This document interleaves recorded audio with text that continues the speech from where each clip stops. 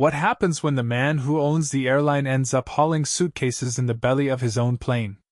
Darren Ashford had built his money in logistics and acquired a struggling regional airline 7 years ago. He turned it around, expanded it across 7 cities, and made it profitable. But lately, customer reviews had dipped.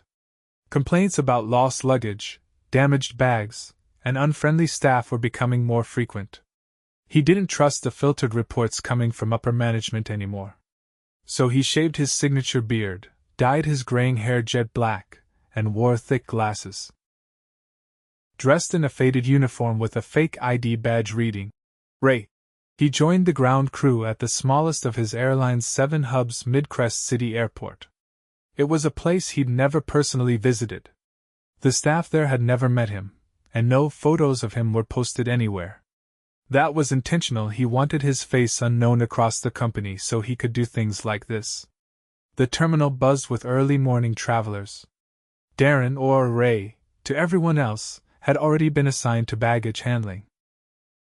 His cover story was that he was transferred from a shuttered maintenance facility in Des Moines. "Ray, you're with us," called a tall, lean guy with a goatee and a tired voice. "I'm Malcolm. You'll be loading cargo on Flight 227. Darren nodded, grabbing a reflective vest and gloves. "Got it. Anything I should know?" Malcolm shrugged. "Just don't slow me down. We're always short-staffed here. Budget cuts or whatever." The team was small, only 4 handlers for a full 737. Darren noticed 2 guys hustling, sweating through their shirts. One of them, a wiry kid with freckles named Eli, was lifting bags with care, checking tags, and setting aside anything marked fragile. The other, a thick-shouldered man in his 30s with a buzz cut, was tossing suitcases like they were trash bags. "Yo, Tyler," Eli called out. "Watch that one, it's got the red sticker." Tyler rolled his eyes. "Man, if these people want their precious stuff safe, they shouldn't fly economy." The suitcase in question, clearly marked fragile, slammed hard onto the conveyor belt and tumbled off the edge. Darren flinched. Malcolm didn't say a word. He was watching but didn't intervene. As they loaded the plane, Darren tried to keep pace. It had been years since he'd done physical work like this. His back ached, and his palms burned from the rough grips. Still, he stuck with it. After the flight was loaded, the team took a 5-minute break. Darren caught up with Eli near a loading cart. "You always this careful with the bags?" he asked. Eli gave a small smile. "Yeah. Figure if it were my stuff, I'd want someone to care. My mom's violin got busted once. That was enough for me." Tyler doesn't see it the same way. Eli looked away. "He's been here longer. Says it doesn't matter. People complain no matter what." Darren's jaw tensed. "And Malcolm?" Eli hesitated. "He looks the other way. Says he's too tired to fight with Tyler about it." Over the next 2 days, Darren worked side by side with the crew, barely sleeping. What he saw made his stomach twist. Luggage thrown, fragile items cracked open, passengers shouting at baggage claim with no answers. One woman cried when her box of handmade ceramics shattered. No one filed a report. Tyler laughed it off. Darren confronted Malcolm privately. "Why do you let this happen?" Malcolm leaned on a cart. "Because I've got 2 people quitting next week, one on medical leave, and I'm covering shifts myself. I speak up, Tyler walks. Then I've got 3 guys left. So you just let him break stuff?" "I don't have a choice," Malcolm snapped. "We don't get overtime approved, we don't get replacements. You want to yell at someone? Go to corporate." Darren looked him dead in the eye. "Maybe I will." That night, Darren went back to his hotel room, exhausted and furious. He stared at the mirror, peeling off his fake badge. The disguise had worked. No one had a clue who he really was. But now he knew the truth. And tomorrow, he'd push harder. He wanted to see what happened when someone stood up to Tyler, and what Malcolm would do. The third morning started colder than the others. A mist hung over the tarmac, swallowing the outlines of parked aircraft. Darren, still under his alias, Ray, arrived early, already suited up. He had barely slept, but adrenaline and anger were enough to keep him moving. The break room lights buzzed overhead as the crew trickled in. Tyler slouched against the vending machine, sipping a sports drink. Eli arrived next, nodding quietly, eyes puffy. Malcolm walked in last, bleary-eyed, holding a clipboard with a fresh manifest. "We've got 4 departures in the next hour. 2 of them completely full," Malcolm said without enthusiasm. "Who's on what?" asked Tyler, cracking his neck. "You, Ray, and Eli are on Flight 184 to Charleston first. There's a pallet of medical equipment that needs to be handled separately. Tag it and load it last." Darren glanced at the manifest Malcolm handed him. The cargo was marked Priority Hospital Delivery. A mistake with this wouldn't just lead to complaints, it could cost lives. Out on the ramp, the crew scrambled to load the luggage carts. Eli double-checked the tags while Darren helped him sort by zone. Tyler wandered off before the cart was full. "Where's he going?" Darren asked. Eli looked up from a suitcase. "Bathroom, maybe?" But 20 minutes passed. Still no Tyler. Darren tracked him down near the fuel truck, leaned against the fence, scrolling on his phone. "We're backed up," Darren said flatly. "You planning on helping?" Tyler didn't look up. "Not my fault they schedule 3 flights at once. I'll be there in a minute." "You said that 10 minutes ago." Tyler finally met his eyes. "Look, man, you're new, so let me explain something. This job doesn't pay enough for me to throw out my back hauling some rich guy's golf clubs." Darren stepped closer. "It's not about golf clubs. One of the crates is medical equipment. It's time sensitive." Tyler snorted. "Then maybe their hospital should have paid for private shipping." Darren turned and walked off without another word. Back at the plane, he and Eli handled everything themselves. Darren's gloves were soaked with sweat. His arms burned from lifting. When it came time to load the medical crate, Malcolm finally showed up to help. Tyler arrived just as they were closing the cargo hold. "Guess you didn't need me after all," he muttered. Malcolm looked away. They made it back to the break room just as the next departure call came through. "Flight 331 to Denver," Malcolm read off. "Same team," Tyler groaned. "Again? I just walked back in." Eli looked over. "You weren't even there for Charleston." Tyler stood and pointed. "You got a problem, kid?" Eli didn't respond. Darren watched Malcolm closely. He said nothing, didn't even glance up from the manifest. That silence said everything. Loading for Denver was harder. The plane was delayed, and the gate manager was shouting into her radio about needing to push back within 20 minutes. They were behind schedule. Darren hauled bags nonstop for nearly an hour, soaked in sweat, his fingers cramping. Tyler vanished again. This time no one even asked where he went. As they shut the hold, a loud thud echoed from inside. Darren's heart dropped. He opened the door again and climbed inside. A suitcase with a cracked shell lay sideways, crushed beneath another. He checked the tag. Priority diplomatic pouch. Darren climbed out and turned to Eli. "We need to report this one." Eli hesitated. "Malcolm will just say don't bother. Last time we reported damage, nothing happened. Just more paperwork no one reads." Darren grabbed the damaged bag and marched straight to the gate counter. The agent raised her eyebrows. "Who are you?" "Ground crew." This was mishandled. "Passenger needs to be notified." She frowned. "That should have been flagged earlier. Why didn't your supervisor bring it up?" Darren didn't answer. The agent took the bag and made a note. Back in the break room, Tyler was leaning back, eating chips. "You know they're gonna dock our time for that delay?" he said without looking up. Darren sat across from him. "Why do you even come to work if you're not going to work?" Tyler laughed. "Because they don't fire people anymore. You know how many times I've walked off mid-shift. Nothing happens. They can't find replacements." Malcolm walked in behind them. "Both of you enough," he said. "We don't have time for this. Next flight's boarding." Darren stood. "You're not going to say anything about him disappearing twice?" Malcolm shrugged. "I'm tired of documenting things that go nowhere." Darren stepped forward, voice low. "You've let him damage bags, skip shifts, intimidate others. And you're telling me there's no accountability?" Malcolm didn't answer. Back on the tarmac, Darren's muscles ached with every lift. He moved slower now, but more deliberately. He was no longer just watching, he was collecting evidence. By the end of the shift, he'd logged 5 separate incidents: Tyler skipping assignments, a damaged shipment, a mishandled priority bag, and 2 instances of verbal aggression. After they clocked out, Eli pulled Darren aside near the locker room. "Why do you care so much?" he asked. "Most people just get through the day." Darren looked at him. "Because this isn't how it's supposed to be. You do things right, it should matter."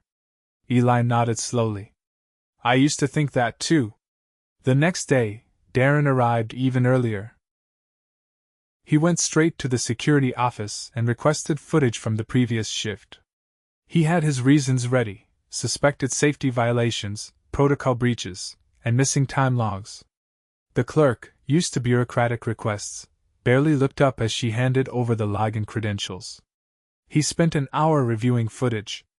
Every time Tyler vanished, every time Darren and Eli worked alone, every mishandled load, it was there, time-stamped and clear. By noon, he had what he needed. He requested a meeting with the station manager, a woman named Karina Fields, who split her time between Midcrest and another regional hub. She didn't know him by face. "Ray, right?" she said, flipping through her iPad. "What's this about? I need to speak to you privately." She raised an eyebrow but led him into a small conference room. When the doors shut, Darren took off his badge and glasses. "I'm not Ray," he said quietly. "I'm Darren Ashford. I own this airline." Karina's eyes widened. She stood up halfway, then sat down again. "I what? I've been working the floor for the last few days. I've seen what's happening out there. And I've got footage to back it up." He handed her the printouts, incident reports, timestamps, images from the video logs. Karina scanned through them, her face hardening. "This is serious," she said finally. "Yes, it is. And it's not just about one employee. It's about leadership, or the lack of it." She looked up. "Do you want me to handle it?" "No," Darren said firmly. "I'll be addressing it myself. Today." He walked back into the break room just after the final shift briefing. Tyler was lounging near the door. Malcolm was reading from the flight board. Darren stood in the doorway. "Morning." Everyone turned. Tyler frowned. "Where's your uniform, Ray?" "I'm not Ray." He stepped forward, eyes locked on Tyler. "My name is Darren Ashford. I own this company. And I've been working beside you for the last 3 days." The room fell silent. Malcolm dropped his clipboard. Darren turned to him. "You've seen the damage. You've heard the complaints. And you chose silence." Malcolm opened his mouth, but Darren cut him off. "No more excuses. You let this happen under your watch. That ends today." He looked at Tyler. "You're done. Your behavior has been unacceptable. You've endangered property, disrespected coworkers, and ignored critical responsibilities. You're being terminated effective immediately." Tyler stood frozen. His face twitched, but he said nothing. "And if you set foot on company property again, security will be involved. You can collect your final check through HR." He turned back to Malcolm. "You're on probation. Either you start leading or you step down." Malcolm nodded slowly, eyes down. Darren looked at Eli. "You've been doing the work of 2 people with none of the recognition. That change is starting now." He left the room without another word. There were still fights to load. But now, for the first time in days, he felt lighter. The rot had been exposed. And he wasn't finished yet. The low hum of service carts echoed through the hangar as Darren walked toward the operations office. After the reveal, he hadn't returned to his hotel. He'd spent the night reviewing staffing logs, maintenance schedules, and off-shift reports from Midcrest. It confirmed what he already suspected: this station hadn't just slipped through the cracks. It had been neglected. He stepped inside just as Karina ended a call. She looked up, her expression wary but composed. "I've spoken with HR," she said. "Tyler's paperwork is processed and his access revoked. Security escorted him out without incident." "Good," Darren replied. "And Malcolm? He's still on shift. I told him you'd want to speak directly. He's not the only one." Karina leaned forward. "There's more?" Darren nodded. "I want to meet the rest of the team. Not in a group. One at a time." Karina didn't question it. "I'll call them in." The first to arrive was a woman in her 50s named Marla, who had worked in back-office logistics for nearly 2 decades. She sat stiffly, unsure of what to expect. "Marla," Darren said, "I'm not here to audit your performance. I want to understand what's been happening here. You've been with the company longer than I have. What's changed?" She relaxed slightly and folded her hands. "We used to have structure," she said. "Clear communication. But about 2 years ago, we lost our senior ramp coordinator. He retired, and no one replaced him. Karina does her best, but she's stretched thin. Since then, it's been patchwork." "What about internal reporting? Did you ever flag concerns?" "Every month," she said. "I filed 3 unresolved reports about cargo misplacement last quarter alone. No responses. We stopped getting feedback completely." Darren made a note. "And morale?" Marla hesitated. "Low. People come and go. Most of us stay because we have families here, or nowhere else to go." Next came Jamal, a quiet man who handled load balancing. He spoke slowly, choosing his words with care. "I've seen bags loaded into the wrong zones. Out of order stacking. Fragile shipments placed under standard cargo. I tried to intervene where I could, but there's only so much I can do from the manifest desk." "Why didn't you escalate it?" "I did. I emailed the regional supervisor 3 times. Never heard back. Then I stopped trying." Darren leaned back. "What would help?" Jamal didn't hesitate. "Accountability. And more eyes on the ground. It's not just a staffing issue. It's leadership." After him came a newer hire, Bianca, who worked part-time while attending school. She was nervous, tapping her fingers against her jeans. "I don't want to get anyone in trouble," she began. "You're not," Darren said. "I'm here to listen." Bianca exhaled. "Then I'll be honest. Tyler made it hard for us. Especially women." Darren's jaw tightened. "Explain." "He'd comment on our appearance.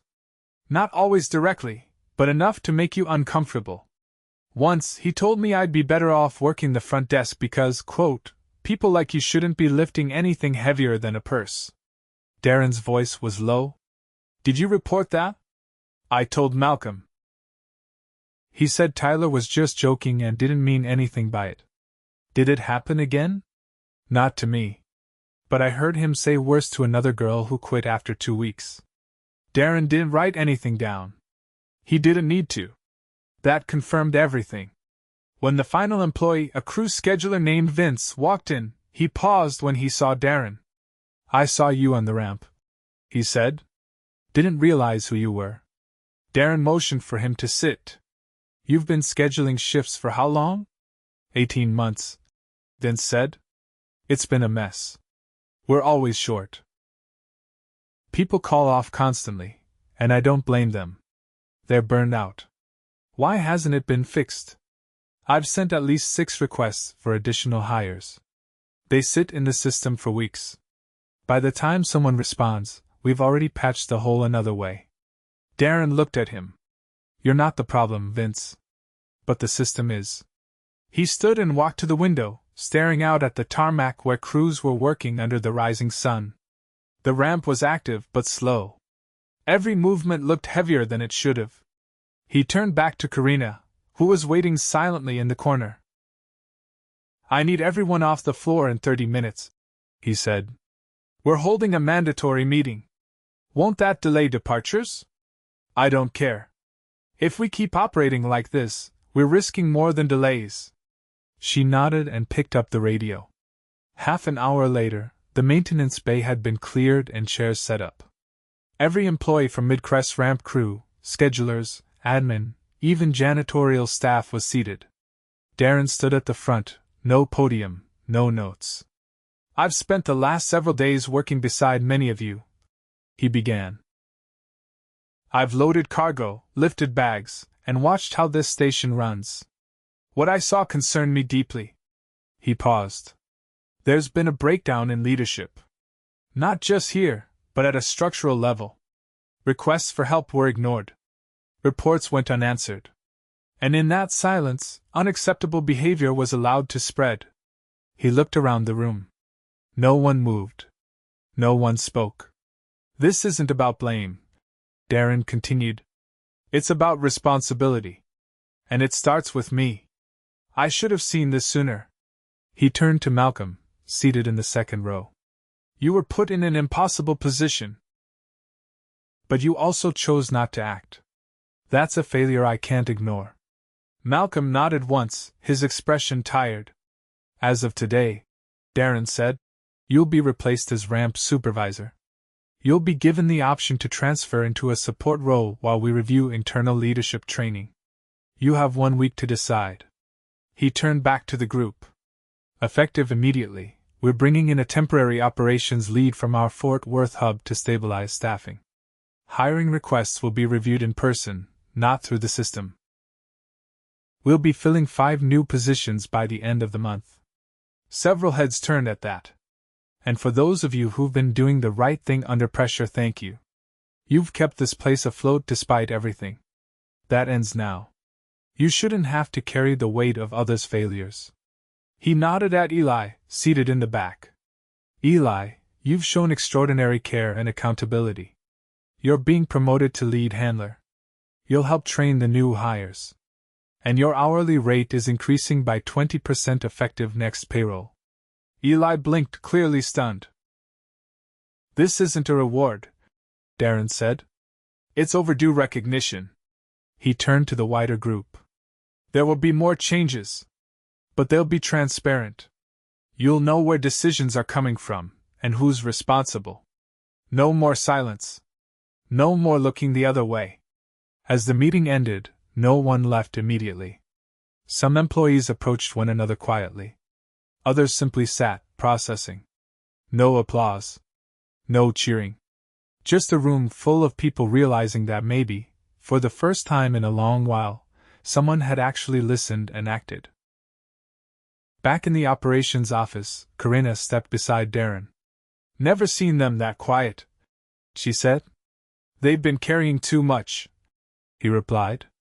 "They needed room to put it down." She studied him for a moment. "What happens next?" "We rebuild," Darren said. "One station at a time. Starting here." He looked out the window again. This time, he didn't see baggage or carts or delays. He saw people. And he wasn't going to lose sight of them again. 2 weeks passed. Darren returned to Midcrest unannounced, this time through the front entrance. No disguise, no warehouse vest. He walked in wearing a plain jacket and jeans, not wanting to draw attention. The security guard at the checkpoint recognized him and gave a slight nod but didn't say anything. That was intentional. Darren didn't want ceremony, he needed truth. He stopped just past the employee hallway near the glass overlooking the tarmac. A new operations lead, Lacey Cortez from Fort Worth, was running the floor now. She moved quickly, jotting on a clipboard, flanked by 2 ramp agents he didn't recognize, likely part of the new hires. She wasn't talking much, just observing, correcting, redirecting when needed. Darren waited until she stepped inside the break room before approaching. "I didn't send word I was coming," he said. You didn't need to, she replied. We're not ready for a ribbon cutting. But we're moving in the right direction. Tell me. We've filled 3 of the 5 open roles. 2 left to go. We're running lighter than I'd like, but we've adjusted shift patterns to avoid doubling anyone up. No one's working over 11 hours anymore. Vince reorganized the scheduling board. He's sharp. Underutilized before. Training?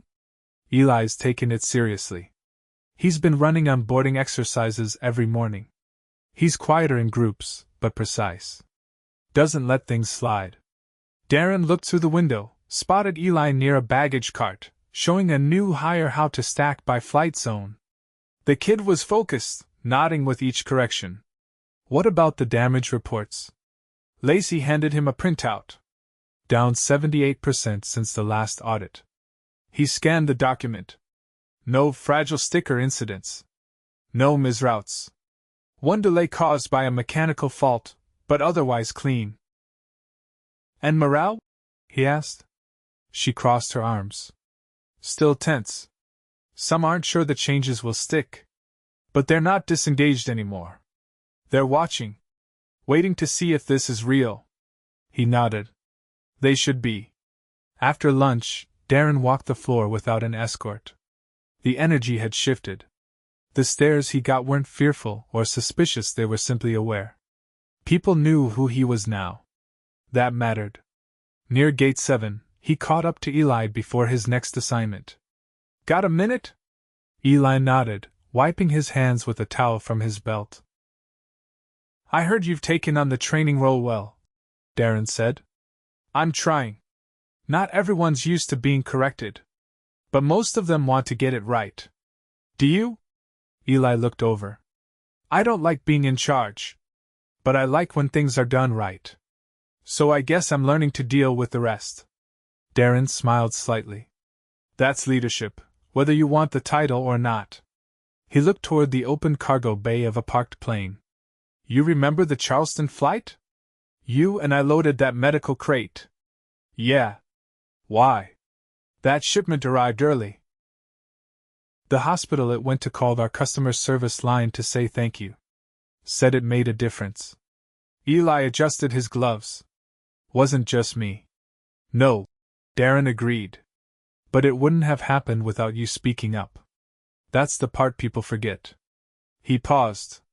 You want to stay in this role? Eli hesitated. I didn't think I'd be good at it. But, yeah. I think I do. Then we'll make it permanent. And we'll get you the support you need. Darren left him to his work and continued toward the admin wing. He passed Malcolm, now stationed at a desk near the equipment shed, reviewing maintenance logs. They made eye contact briefly. Malcolm gave a short nod, then returned to the screen. Darren didn't stop. In the operations office, Marla had cleared a corner for new hire paperwork. She looked up from a stack of forms. We're getting candidates from outside the usual channels now, she said. 2 of the new hires came from a technical school. Said they'd heard things were changing here. They're not wrong, Darren said. I didn't think you'd come back. I said I would. You also said you'd fix it. He looked at her. I still plan to. She held his gaze for a moment, then returned to her forms. That was enough. Later that afternoon, Lacey called a short staff huddle near the loading bay. Darren stayed back, listening. We've got a heavy weekend coming up, she said. Weather's looking unpredictable. I'm doubling coverage for early flights. If you need assistance, speak up. Don't wait until things go sideways. She paused.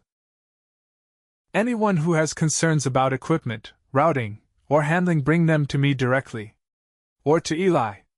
We're not letting things slip. No one interrupted. No one rolled their eyes. They just listened. After the meeting broke, Darren found Vince at his desk in the control booth, adjusting the digital shift chart.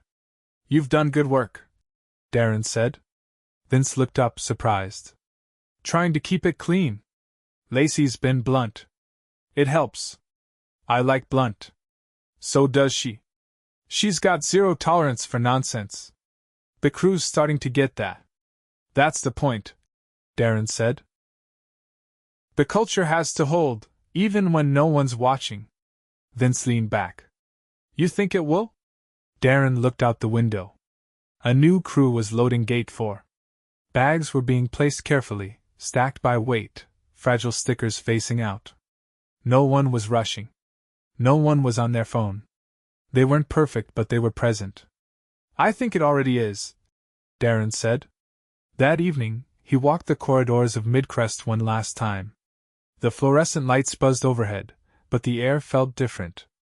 Ground crews moved with a sense of purpose.